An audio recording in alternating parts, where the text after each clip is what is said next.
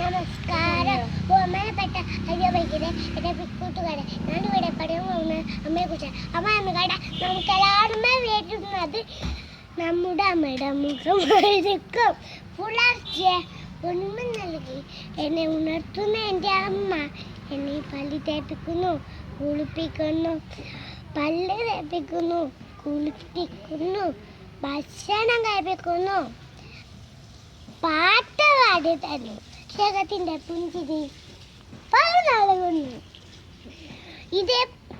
വൈകിട്ട് അതേ പൊന്നുമ നൽകി എന്നെ കരുത്തി കൊടുക്കുന്നു. ഇതേപോലെ തന്നെയാവും നിങ്ങളുടെ അമ്മമ്മ ഞാൻ മനസ്സിലാക്കുന്നു. കാരണം ഈ ലോകത്തെ എല്ലാ അമ്മമാരെ ഭാവം ഒരേ ഭാവമാണ്, ആ സ്നേഹത്തിൻ്റെതാണ്. ഒരു വ്യക്തിയുടെ ആദ്യത്തെ പാഠപുസ്തകമാണ് അമ്മ. അതിൽ മുഴുവനും നന്മയുടെ കഥകളായിരിക്കും. എന്നാൽ പ്രായമാകുമ്പോൾ അമ്മമാരെ ചവിട്ടിപ്പൂത്താക്കുന്നത് അതേ പാഠപുസ്തകം പഠിക്കാത്തവരാണ്. അതിലെ നന്മയുടെ കഥകൾ മറന്നുപോയവരാണ്. കൂട്ടുകാരെ, നമ്മുടെ അമ്മമാർ ജീവിക്കേണ്ടത് നമ്മുടെ വീട്ടിലാണ്, അല്ലാതെ വിദേശ സ്ഥലത്തിലല്ല. നമ്മുടെ അമ്മമാർക്ക് അമ്മ വാങ്ങ 8 എന്ന് പറഞ്ഞോടെ ഞാൻ നിർത്തുന്നു. നന്ദി.